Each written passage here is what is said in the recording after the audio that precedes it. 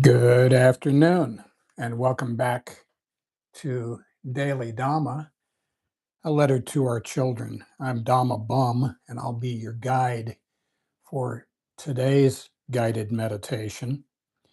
Today is May 29th, and it's a Friday, and our focus is Samadhi, which is the meditation stream within the Eightfold Path. Today is our last episode for May's run. Our theme has been right speech, and today is part 2 of a 3-part series on the Eightfold Path. A week from today, I'll be on an airplane, and there will be a 2-week break from June 5th to the 18th, and we encourage people to self-select some reruns. If you go to the Daily Dhamma YouTube channel homepage, there you'll see 7 buttons, and the middle one is called Live. You click that, and you'll find 70 or 75 recordings going back to September of last year.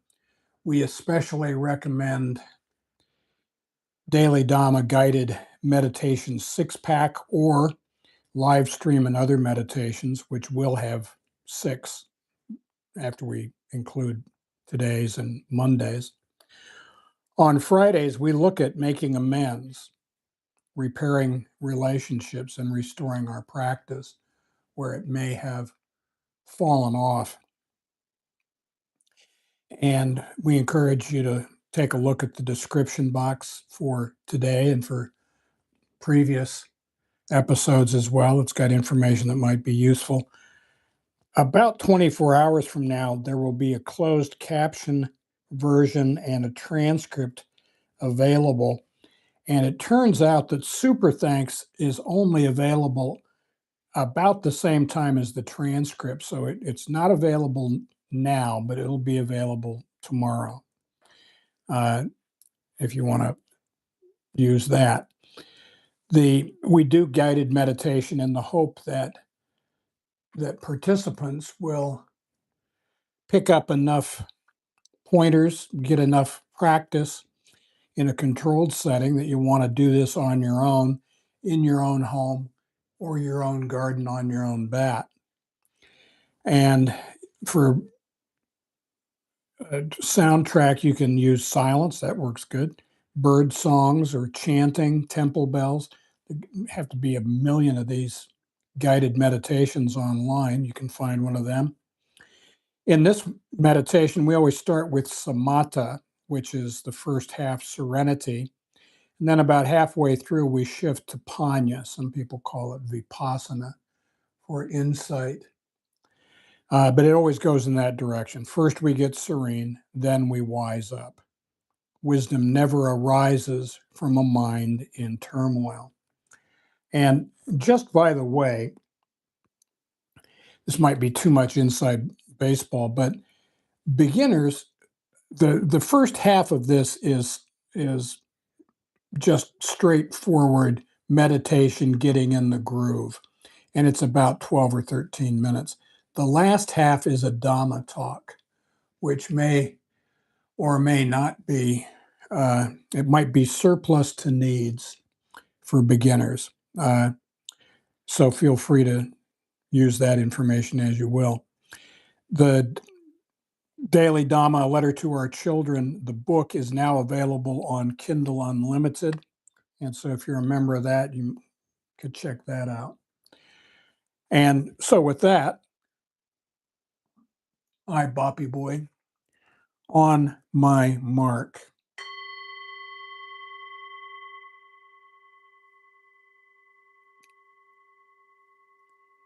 Find yourself in a quiet spot, spine straight, shoulders back, chin lowered, and let your hands rest in your lap or on your thighs or your knees. Imagine a ball of white light, an inch or two, 3 to 5 centimeters below your nostrils, Breathe in through your nose. Watch it go down past your heart to your stomach and back out the same way. Breathe in through your nose. Watch it go down past your heart to your stomach and back out the same way. Just smooth, natural breaths for you. When outside thoughts intrude, gently brush them aside and just follow your breath. Now, on Fridays, we always start with the Dhammapada, verses 3 through 5. He abused me, attacked me, defeated me, robbed me. For someone hostile like this, hatred does not end. He abused me, attacked me, defeated me, robbed me. For someone not hostile like this, hatred ends. For hatred never ends through hatred. By non-hate alone does it end. This is an ancient truth. So we are taught that our thoughts lead to our moods, delusions, obsessions. And this is one reason we meditate, to calm our mind and tame our heart. We look at our thoughts, we examine them, we see them for what they are, and we let them go. If we let go a little, we get a little serenity. If we let go a lot, we get a lot of serenity. But if we let go completely, that is, if we accept life on life's terms, we find complete serenity. And one of the things that we find is that we are as happy as we want to be. Our attitude is entirely up to us, and we are not the boss. We need to say a few words about the human condition. Our human experience consists of 5 khandhas, or clinging aggregates.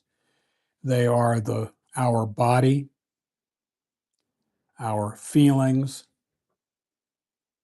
memories and perceptions, thoughts, and consciousness.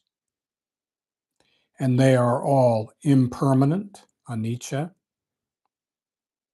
unsatisfactory, dukkha, and not the self, anatta. We do not get attached to these evanescent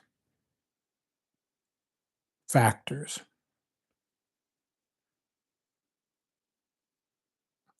Now, as meditators, we have 3 duties: mindfulness, collectedness, and contentment. Mindfulness, in this group, we focus our attention on the ball of light. We listen to the Dhamma talk, not to become attached to the Dhamma talk, but to let the words wash over us and seep into our consciousness. There's a transcript tomorrow. If we miss something, we can go back and look it up, probably. Our second duty is collectedness, or concentration. When outside issues intrude, when, not if, outside issues will intrude. When they come in, we gently brush them aside, thinking, no, that's not my business. I'm focused on my breath as I breathe in through my nose, watch it go down past my heart to my stomach, and back out the same way.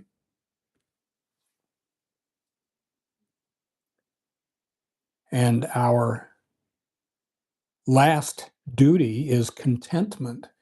We have a responsibility to be content now, to be at peace, to be at one, to be copacetic. However we are right now, that's how we are. If I'm restless, irritable, and discontent now, that's my character now. If I am at peace now, that's my character. In a word, I guess you could say united. And if you can be united at one for just a few seconds during today's meditation, then during the weekend, you can stretch that out to a few minutes at a time, just a little more, just a little more, just a little more. And as if by magic, you look up and you go, holy cow, I haven't had an angry, resentful, fearful thought for an hour. How'd that happen? Well, how indeed.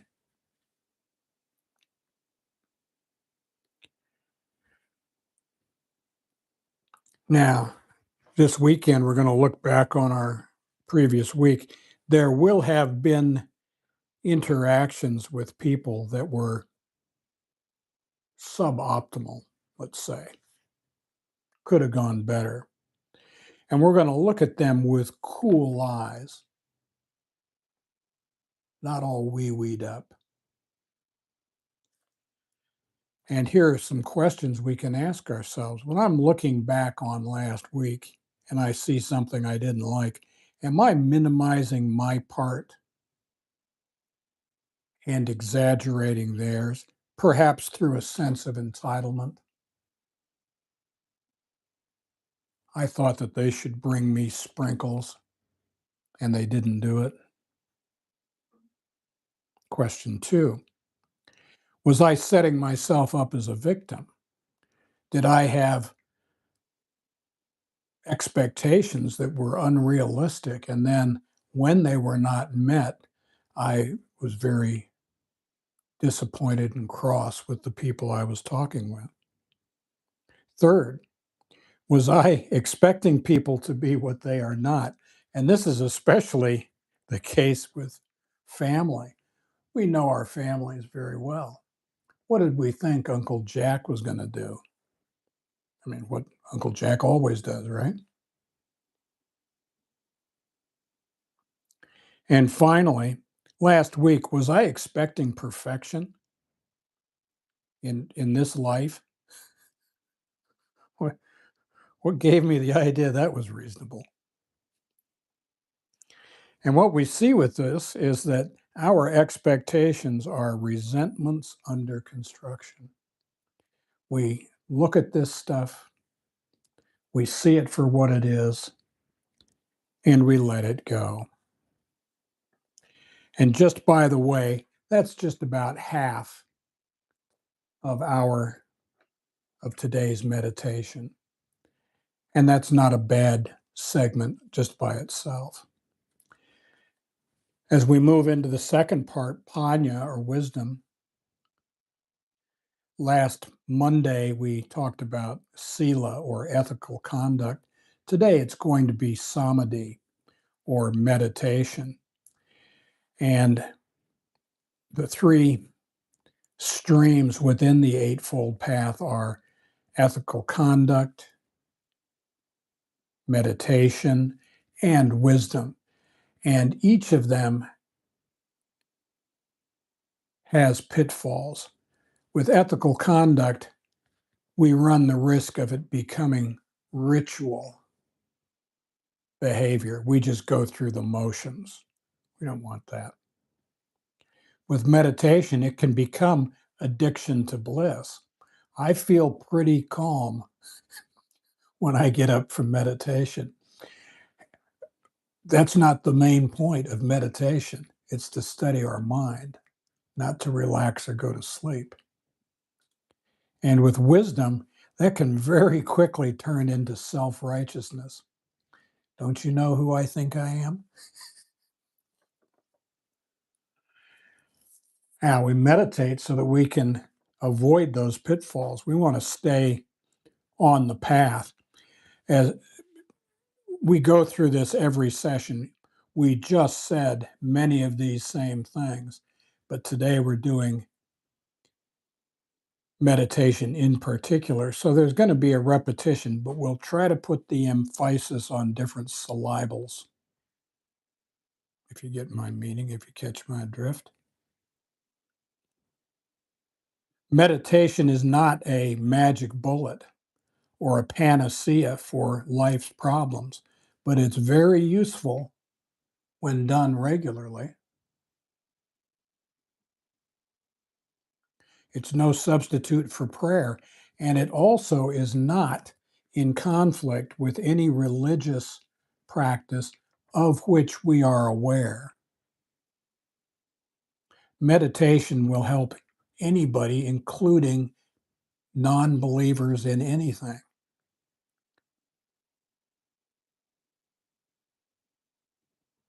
Centering the mind in quiet reflection complements any morning routine or evening routine. Come to it.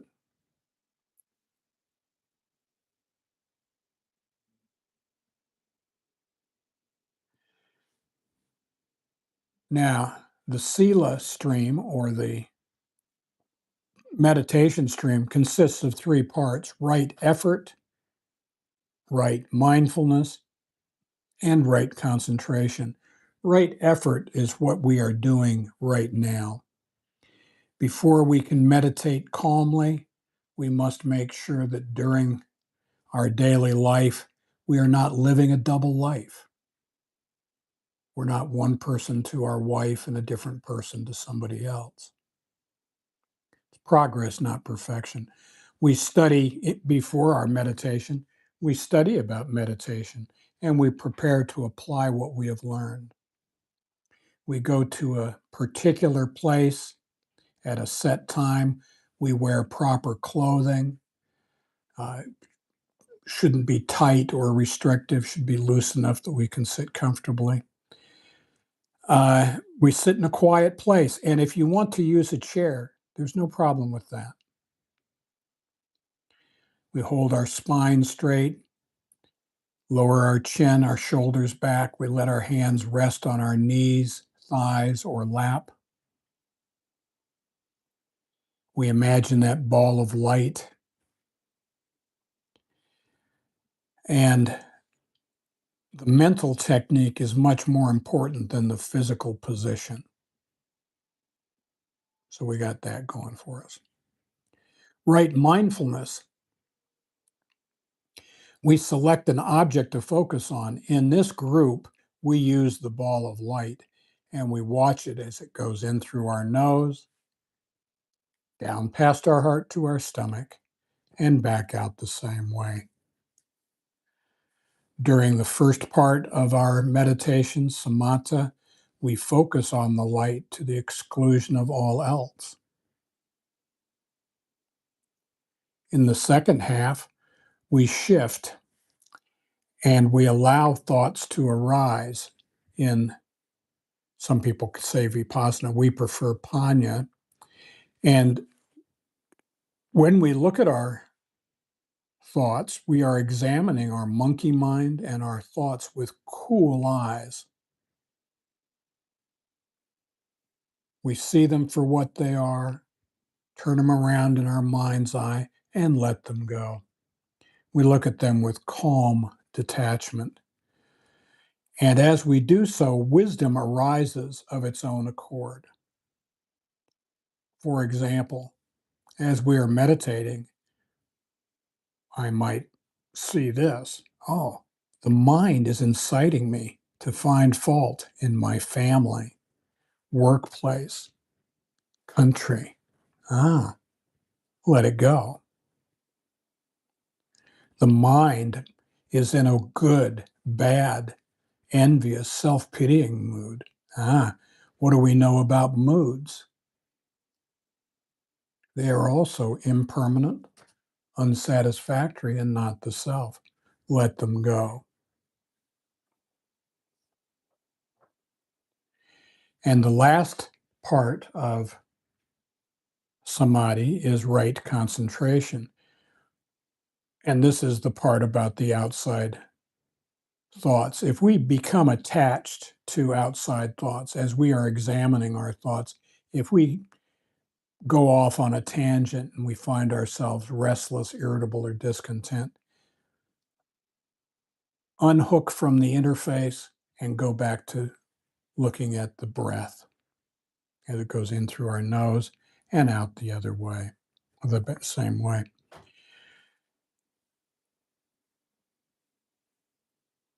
Our skills develop the more we practice. The more adept we become, the easier it is for us to enter meditation and to fruitfully study our mind. As our endurance increases, contemplation and discernment improve. Reliable mindfulness stays with us for days after a good meditation. Our actions become habits, and habits form character. It takes time to get results from meditation of any style, but we think it's well worth the effort. Patient, persistent practice of the principles is vital to achieving equanimity. It may not appear obvious how this works, but experience shows that regular meditation practice adds greatly to a person's serenity and ability to deal with the inevitable ups and downs of life.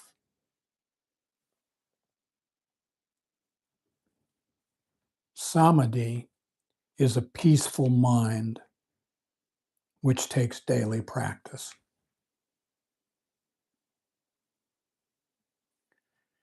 So, this week, as we go through or this weekend, as we go through our days, if we find ourselves restless, irritable, discontent, we take a breath, step into the next room and close the door, sit down and put our earphones in, imagine a ball of light an inch or two below our nostrils, breathe in through our nose, watch it go down past our heart to our stomach, and back out the same way. Namaste.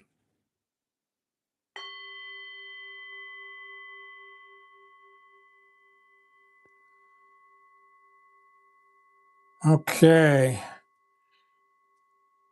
On Monday, we will do the last stream that we're going to cover, which is Panya or wisdom.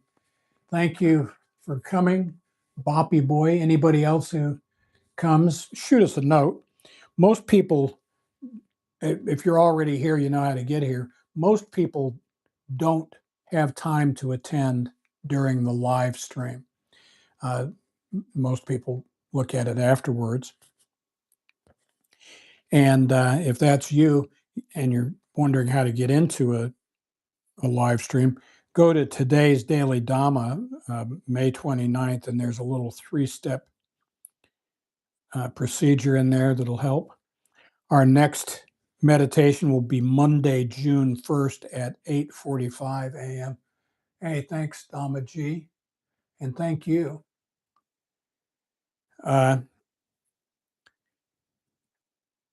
That'll be at 8:45 Japan time. A reminder, the Super Thanks is only available the following day, And if this was useful to you, please give us a like, a comment, share with others, or consider giving us a super thanks. We appreciate it. And the Daily Dhamma, a letter to our children book, is now available on Kindle Unlimited. If you're a member, it's a free download. And so we'd encourage you to do that. And thank you very much. And have a wonderful weekend. And we'll see you on Monday. Namaste.